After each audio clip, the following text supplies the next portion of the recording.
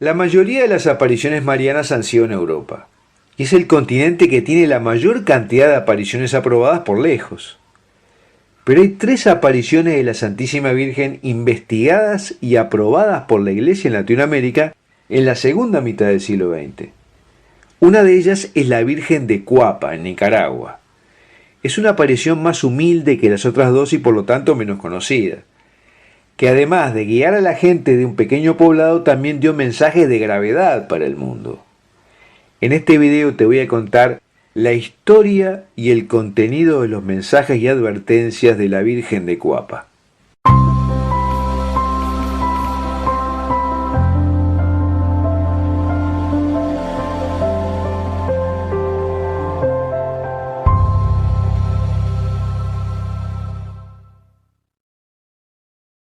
En 1980 Nuestra Señora se aparece en un pueblito de Nicaragua a un humilde campesino llamado Bernardo Martínez que cumplía labores de sacristía en la iglesia del pueblo. Bernardo había querido ser sacerdote, pero de joven no pudo hacerlo y recién a los 64 años fue ordenado, muriendo 5 años después. Esta Virgen de Cuapa, Nuestra Señora del Rosario de San Nicolás y la reconciliadora de todos los pueblos y naciones de Venezuela son las 3 apariciones que han sido investigadas y aprobadas plenamente por obispos en Latinoamérica en el siglo XX. Y en el caso de la Virgen de Cuapa, incluso la aprobación provino de la Conferencia Episcopal de Nicaragua. El 15 de abril de 1980, Bernardo estaba cumpliendo labores de sacristía en la iglesia del poblado de Cuapa. Era de noche y de repente ve que la imagen de la Virgen se ilumina. Empieza a investigar por qué es esto, y se da cuenta que la luz salía de ella misma, y era de tal magnitud que permitía ver toda la iglesia con las luces apagadas. Pero la primera aparición sucede unos días después, el 8 de mayo. Estaba recostado a un árbol rezando a las 3 de la tarde, y de repente ve un relámpago, y de ahí sale una figura vestida como la Virgen de la Asunción. La describe como una señora bellísima, con los pies descalzos, un vestido blanco y largo, con una cinta celeste en la cintura, y tenía un manto de color crema con bordados de oro en los orillos. Le pregunta cómo se llama, y ella le contesta María. Le pregunta de dónde viene, y ella dijo, vengo del cielo, soy la madre de Jesús. Y entonces Bernardo, sorprendido, le preguntó qué quería. Y ella dice que quiere que recen el rosario todos los días, y que lo hagan en familia, incluyendo a los niños pequeños, y lean la Biblia. Que lo hagan una hora fija cuando ya no tienen problemas con los quehaceres del hogar. Y también le dijo que no pidan la paz al Señor, sino que hagan la paz. Pidió también que se renueve la comunión reparadora de los 5 primeros sábados, como había sido pedido en Fátima. Y le dijo que Nicaragua ha sufrido mucho, pero seguirá sufriendo si no cambian. Y agregó que al mundo lo acechan graves peligros, que pidan al Señor que aplaque su justicia, porque si la gente no cambia, el Señor abreviará la venida de la Tercera Guerra Mundial. Pero Bernardo le dice que no quiere problemas, que le dé la misión a otra persona. Y la Virgen le contesta que no, porque el Señor lo había elegido a él. En los días siguientes Bernardo no reveló a nadie lo que había sucedido. Y 8 días después vio un relámpago, y enseguida apareció la Virgen, que le preguntó por qué no había cumplido la misión. Y Bernardo le respondió que tenía miedo que se burlaran de él. A lo que María le contesta, no tengas miedo, yo te voy a ayudar. Dile al sacerdote. Y entonces Bernardo se lo contó al sacerdote y éste lo apoyó. La segunda aparición sucedió el 8 de junio, y Bernardo ya tenía varios pedidos para la Virgen que le habían hecho personas conocidas porque su aparición ya había tomado estado público. La Virgen le contestó que algunas de las cosas que le pedían se iban a realizar, y otras no. Y le señaló una zona del cielo, y allí apareció como en un cine una multitud de personas con vestidos blancos que cantaban y estaban llenos de gozo. Le dijo que esos eran los primeros catecúmenos. Y luego le fue mostrando otros grupos de personas vestidas distintas en el cielo, hasta que llegó a personas vestidas como Bernardo, y él le preguntó por qué estaban vestidas como él. Y ella le dijo que le había mostrado la gloria del Señor y que las personas que estaban vestidas como él iban a adquirir los vestidos y la alegría de los grupos que le mostró primero si obedecían a Dios, perseveraran en el rezo del Santo Rosario y ponían en práctica la palabra de Dios. En total hubo 5 apariciones. La última el 13 de octubre, el mismo día que la última aparición de Fátima, Quita y de otras mariofanías. Y entre medio se le apareció el ángel y le dio instrucciones sobre cómo manejar algunos problemas judiciales y de dinero que le habían planteado, comisionado por otras personas. Incluso le habló del asesinato que iba a sufrir un primo suyo. Las predicciones que le hizo el ángel se cumplieron al pie de la letra. En la última aparición del 13 de octubre ya había mucha gente alrededor de Bernardo, y de pronto se formó un gran círculo luminoso en la tierra y cayó un rayo desde el cielo. Todos vieron ese rayo y esa luz. Bernardo dice a los presentes que en el rayo de luz estaba Nuestra Señora, y le pide a la Virgen que se haga ver, porque hay algunos que le dicen que se le aparece el diablo, que la Virgen está muerta y hecha polvo como cualquier mortal. Obviamente repitió lo que dicen hasta el cansancio de los protestantes. Y Nuestra Señora no le contestó nada, pero su manto cambió a color gris y su rostro se hizo triste y lloró. Y le dijo: me da tristeza la dureza del corazón de esas personas, y pide hacer oración por ellas para que cambien. Su último mensaje fue que recen el rosario meditando los misterios y la palabra de Dios, que se amen unos a otros y se perdonen, que hagan la paz, que busquen ser agradables a Dios y sirvan al prójimo, que pidan fe para tener fuerzas para llevar cada uno su cruz, y culminó repitiendo lo que había dicho antes: si ustedes no cambian, abreviarán la venida de la Tercera Guerra Mundial. Reza, hijo mío, por todos, porque al mundo le acechan graves peligros. Un año antes había triunfado la revolución sandinista en Nicaragua, y Bernardo enfrentó su persecución porque se negó a la petición de funcionarios del régimen para que dijera que la Virgen estaba del lado sandinista. Le ofrecieron un rancho con ganado y le mandaron una mujer para que lo sedujera. Y como esto no funcionó, lanzaron un ataque acusándolo de loco e histérico, y luego trataron de secuestrarlo. Y al final la iglesia lo llevó a vivir a un seminario para protegerlo, donde se dedicaba a la jardinería. Bernardo además tuvo visiones místicas posteriores. En una de ellas luchó físicamente contra un dragón con la ayuda de la Santísima Virgen, y en otra la Virgen le pidió que quemara varios libros sobre el comunismo y el ateísmo, porque le dijo que así se iba a hacer humo esta ideología de Rusia y del mundo. En el santuario que luego se le construyó a la Virgen de Cuapa han sucedido muchos milagros, entre ellos la danza del sol. El milagro del sol visto por más gente fue el 20 de abril de 2013, cuando 70 personas de la Universidad Ave María fueron en peregrinación. El sol comenzó a temblar y a brillar de una manera extraña y se podía ver sin que hiciera daño a los ojos. Y todo el lugar de las apariciones se llenó de una intensa luz amarilla y luego de otros colores.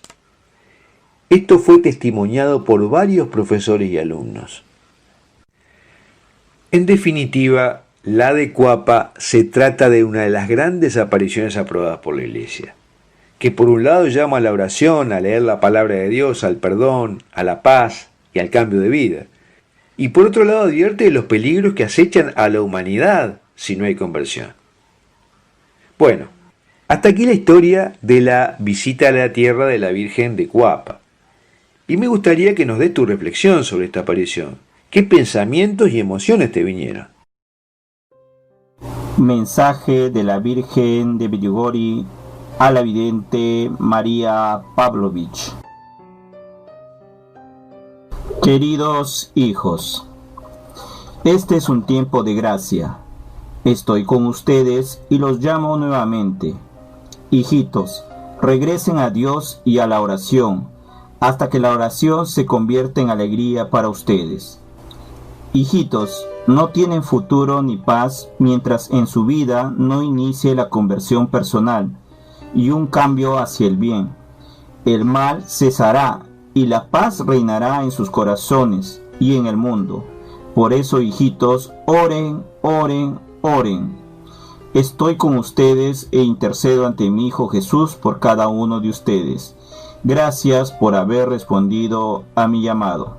Queridos hermanos, este es el mejor tiempo para orar, clamar a Dios, que venga en nuestro auxilio, que restaure el mundo.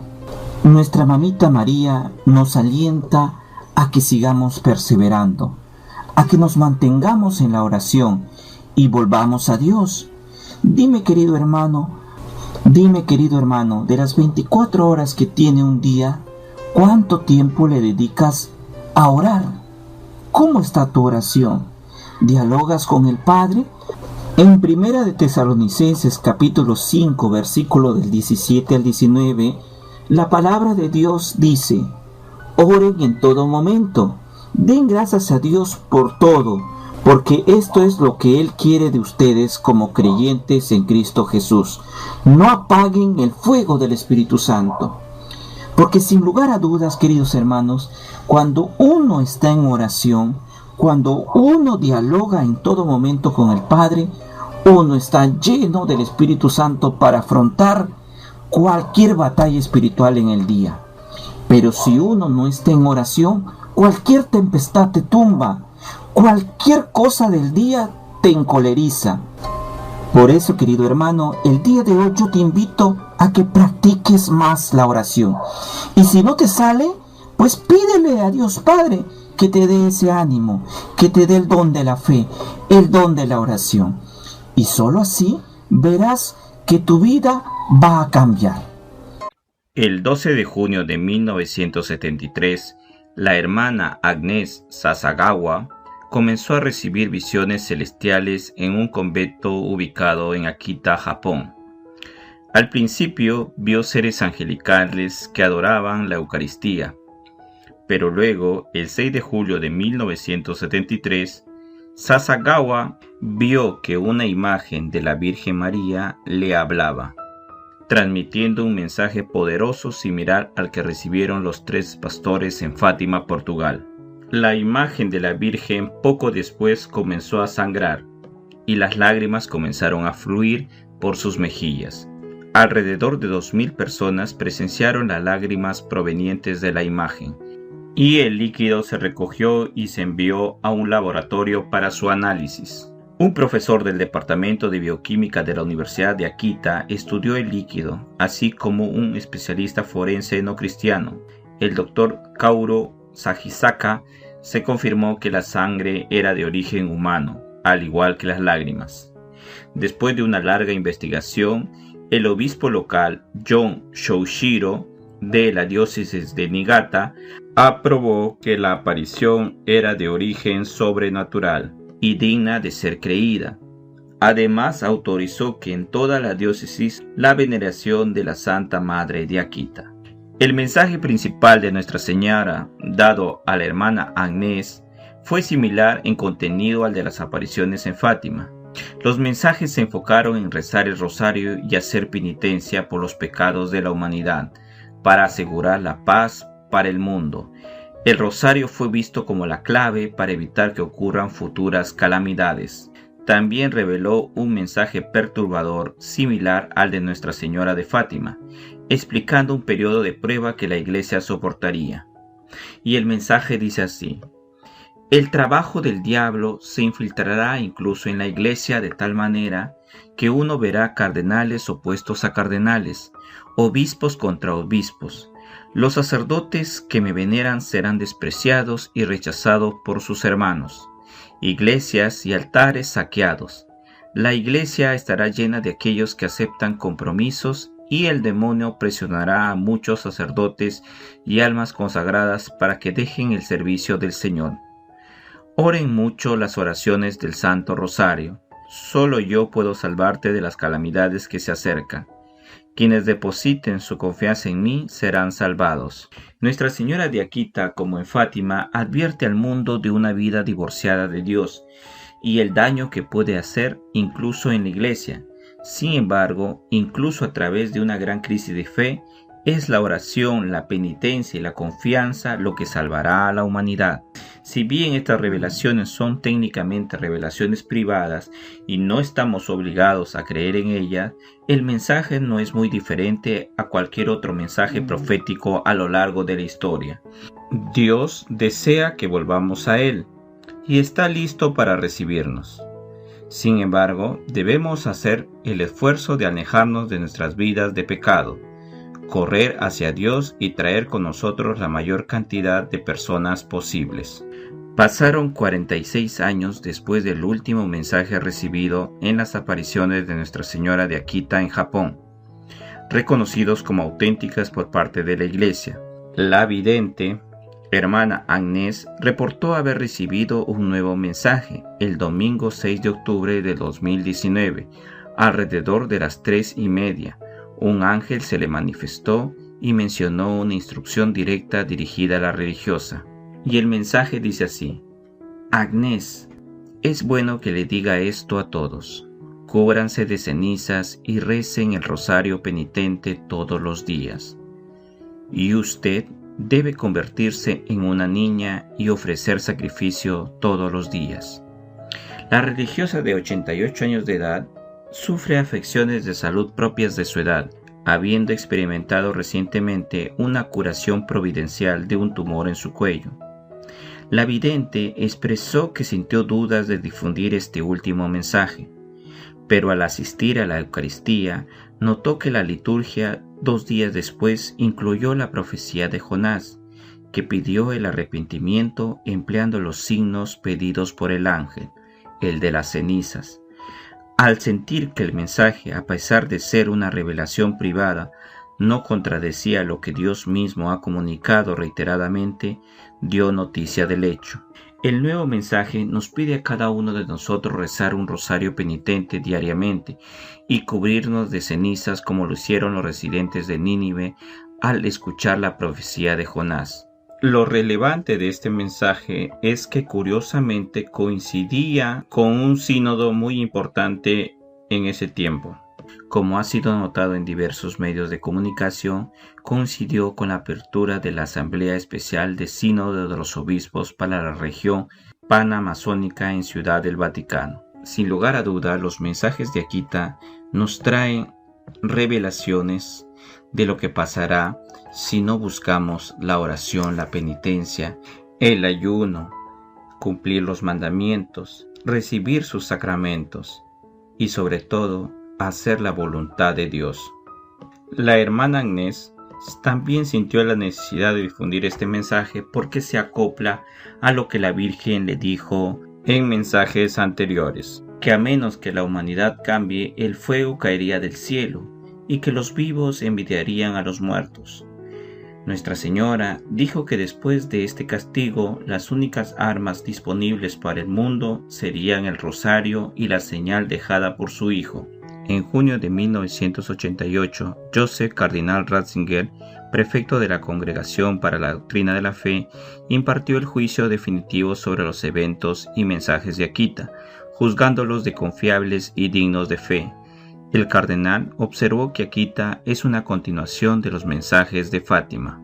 Los mensajes de Akita nos dicen que nos mantengamos firmes en la fe y en la oración, y que tenemos un arma muy poderosa que es el Santo Rosario.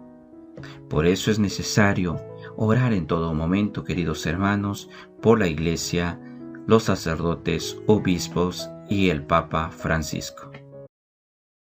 Una de las reliquias más conocidas de la Santísima Virgen es el cinturón o cíngulo que usó durante su vida.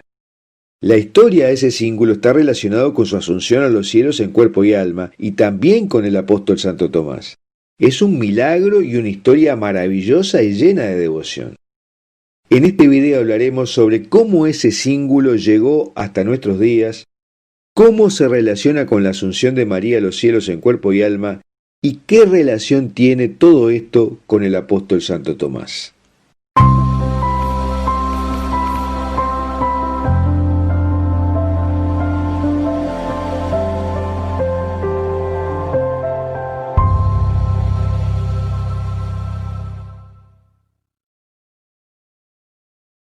Como la Virgen María fue asunta al cielo en cuerpo y alma, no hay reliquia de su cuerpo físico en la tierra, por ejemplo huesos.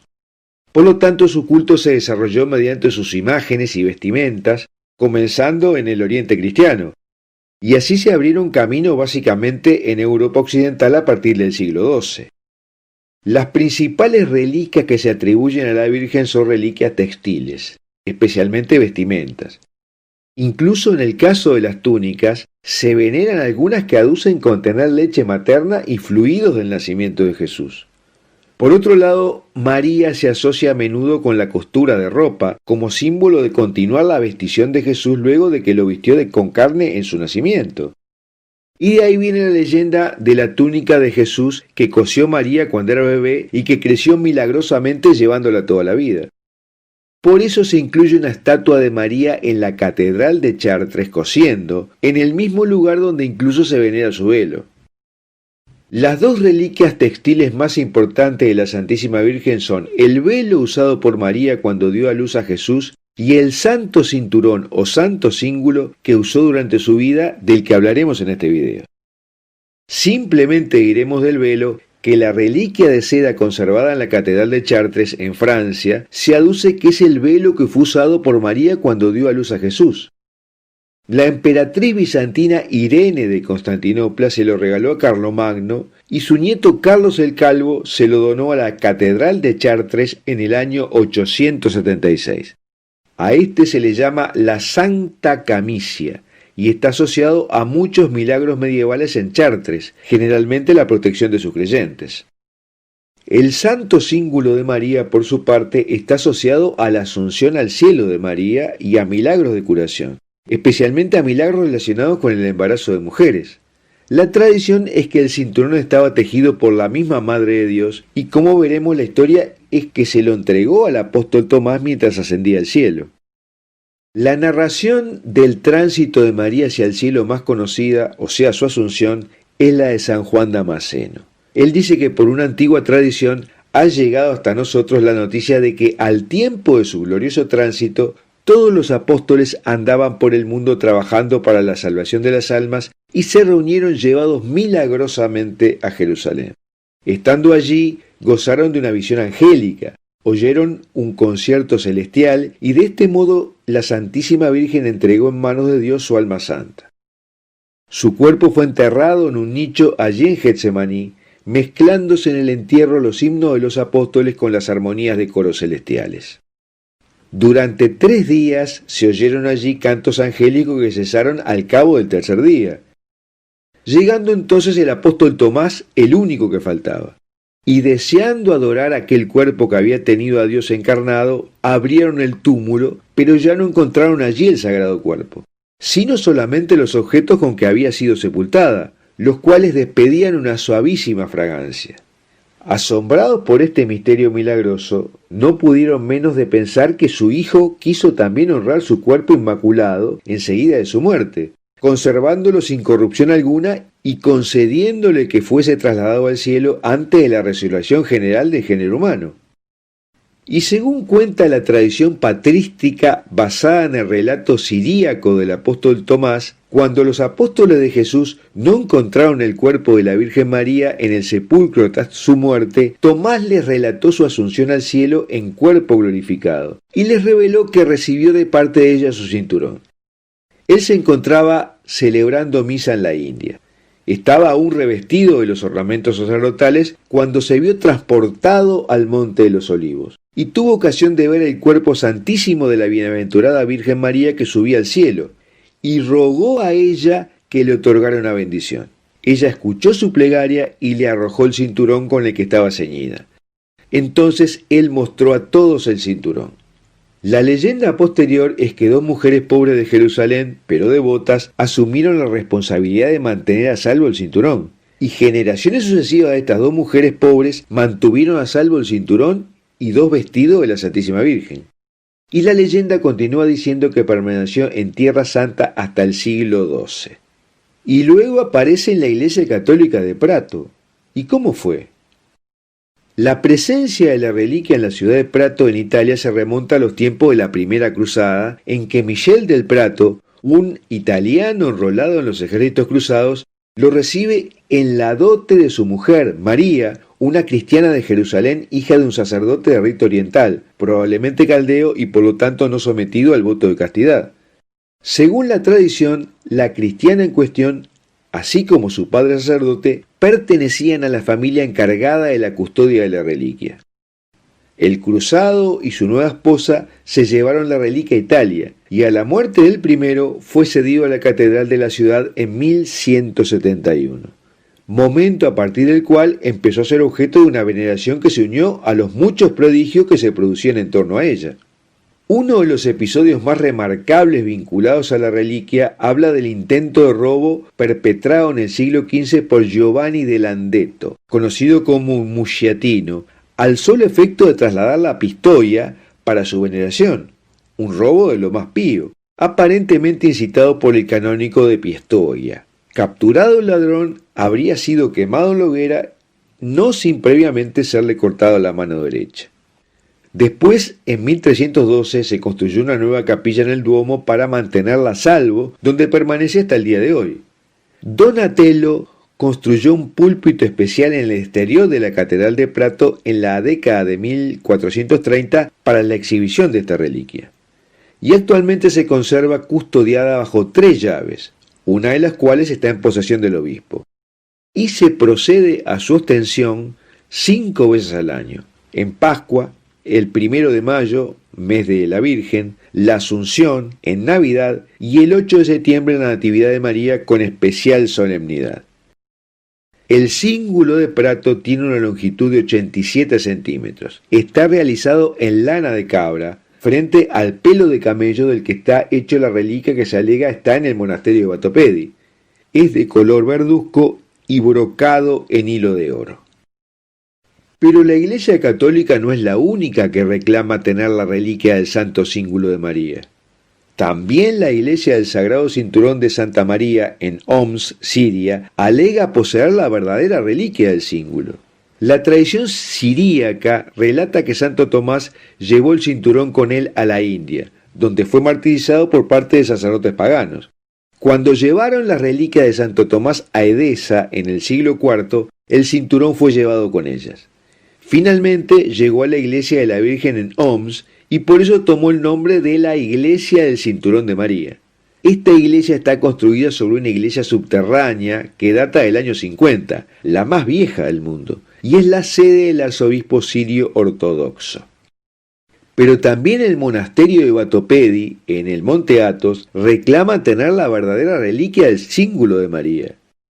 La reliquia, según los griegos, se habría conservado en Jerusalén hasta el siglo IV. De ahí fue trasladada a Constantinopla y en tiempo del emperador León VI, el Sabio, se le atribuye la curación de la emperatriz Zoe. Por episodios de guerra, la reliquia habría sido llevada a Bulgaria y posteriormente a Serbia, y el príncipe serbio Lázaro I, en el siglo XIV, habría hecho entrega de la reliquia al monasterio de Batopedi para su custodia. Es norma de los monjes de Batopedi que entreguen a los feligreses pequeñas reproducciones del cinturón de la Virgen, las cuales acompañan con unas oraciones y las instrucciones de unos ayunos encaminados precisamente a tratar problemas de infertilidad.